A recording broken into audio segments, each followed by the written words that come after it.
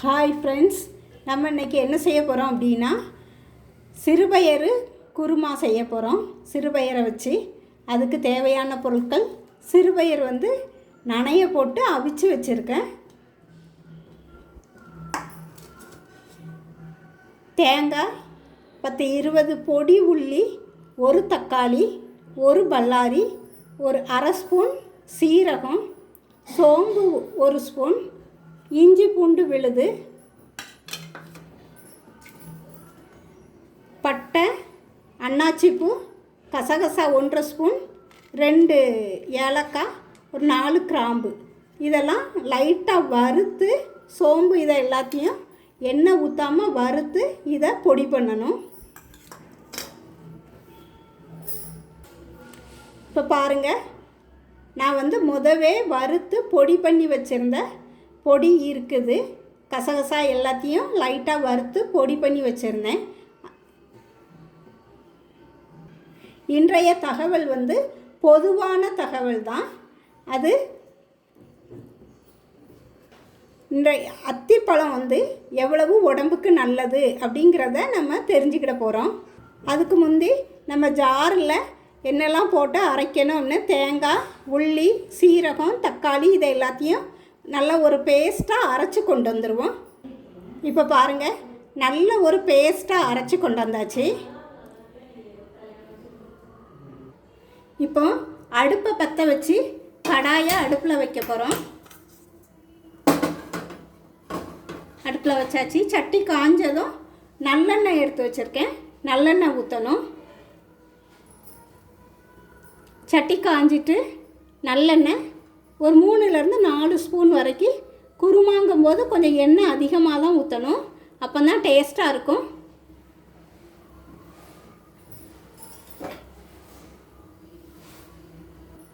தாளத்துக்கு தேவையான பட்டை, கிராம்பு, ஏலக்காய் இதை போட்டுக்கிட்டு பல்லாரி வெட்டி வச்சுருக்க பல்லாரியையும் போட்டு வதக்கணும்.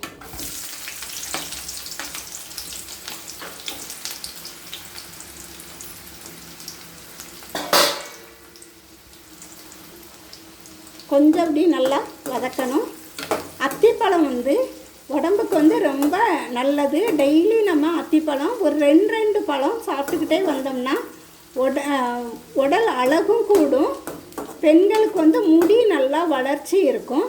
அதே போல் ரத்தம் நல்லா உற்பத்தி ஆகும். புதுசான சிவப்பணுக்கள் நல்லா உற்பத்தி ஆகி நல்லா ரத்தம் உடம்புல நல்லா உருவாகும். அதுக்கு அத்திப்பழம் ரொம்ப ரொம்ப நல்லது. இப்போ பாருங்கள், இன்னும் கொஞ்சம் வதங்கணும். இன்னும் கொஞ்சம் வதங்கினதும் இதில் இஞ்சி பூண்டு பேஸ்ட்டு சேர்த்துடணும். இப்போ ஓரளவு நல்லா வதங்கிட்டு இப்போ இதோட இஞ்சி பூண்டு பேஸ்ட்டு சேர்த்துடணும். இந்த பாருங்கள், இதுக்கு 1 ஸ்பூன் இஞ்சி பூண்டு பேஸ்ட்டு சேர்த்துருக்கேன். இது பச்சை வாடை போகிறது வரைக்கும் லைட்டாக வதக்கி விடணும்.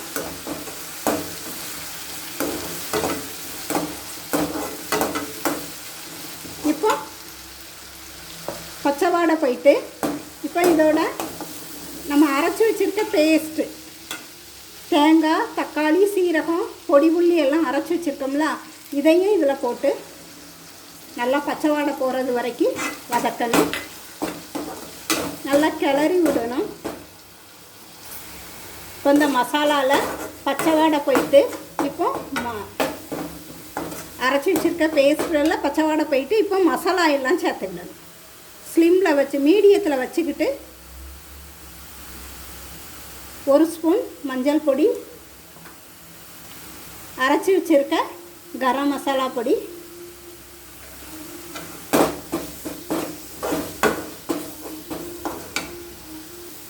ஒரு ஸ்பூன் வத்தல் பொடி,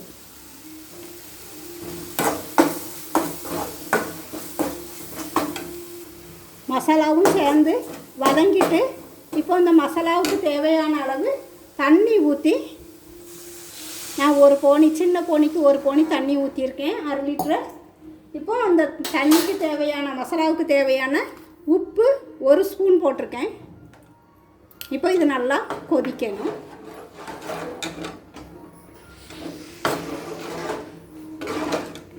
அத்திப்பழம் வந்து நம்ம டெய்லி சாப்பிட்டுட்டு வரும்போது சிலருக்கு வாய் துர்நாற்றங்கள்லாம் இருக்கும், அது எல்லாம் நல்லா குணமாகும்.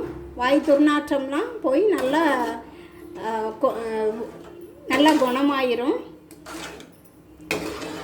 அதே போல் சில தீய பழக்க வழக்கங்களில் இருக்கவங்களுக்கும் சில வியாதிகள்னால் நுரையீரல் கல்லீரல் பாதிக்கப்படுறவங்களுக்கும் இந்த நுரையீரல் கல்லீரல் பாதிப்புகளை வந்து அத்திப்பழம் வந்து குணப்படுத்தும். இப்போ நல்லா மசாலா கொதிச்சிட்டு இப்போ இந்த மசாலா தண்ணியோட எடுத்து வச்சுருக்க பாசி பயிரை சேர்த்துடணும்.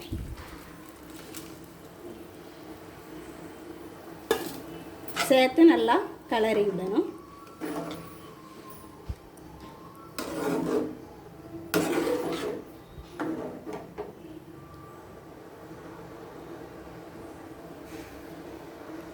இப்போ நல்லா கொதித்து கொஞ்சம் அந்த தண்ணி சத்தியெல்லாம் நல்லா வத்துறது வரைக்கும் கொஞ்சம் வெயிட் பண்ணுவோம். ஓரளவு இப்போ வத்தி வந்திருக்கு. இப்போ கொஞ்சம் உப்பு காணாது, உப்பு போட்டு விட்ருவோம். இப்போ இந்த கறியில் நல்லா குருமாவில் நல்லா உப்பு பிடிக்கும். முதவே நம்ம உப்பு பார்த்து காணலைன்னா சேர்த்துட்டோம்னா நல்லா உப்பு பிடிச்சிக்கிடும். இன்னும் ஒரு 5 நிமிஷம் கழித்து இறக்கிடணும். கொஞ்சம் தண்ணி நல்லா வற்றினதும் 5 நிமிஷம் கழித்து இறக்கிடணும். இப்படி நல்லா வற்றி வந்ததும் என்ன செய்யணும்னா நல்லா ஸ்லிம்மில் வச்சுக்கிடணும். மீடியத்தில் கூட இல்லை, ஸ்லிம்மில் வச்சோம்னா இப்படி நல்லா எண்ணெய் பிரிஞ்சு வரும். எண்ணெய் பிரிஞ்சு வந்ததும் கொஞ்சமாக நெய் ஊற்றி நம்ம இறக்கி வச்சிடலாம்.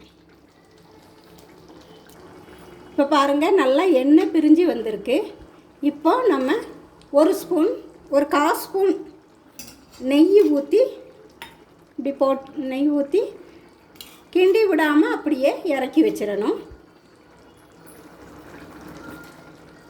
இன்றைய தகவல் வந்து உங்களுக்கு ரொம்ப பயனுள்ளதாக இருக்கும்னு நினைக்கிறேன். ஏன்னா சின்ன குழந்தைகள்லேருந்து பெரிய ஆட்கள் வர டெய்லி அத்திப்பழம் சாப்பிட்டுட்டு வர்றது ரொம்ப நல்லது. அதே போல் உங்கள் வீடுகளில் இந்த குருமாவும் வச்சு பாருங்கள், நல்லா டேஸ்ட்டாக இருக்கும். நம்ம சேனலை சப்ஸ்கிரைப் பண்ணுங்கள், லைக் பண்ணுங்கள், ஷேர் பண்ணுங்கள்.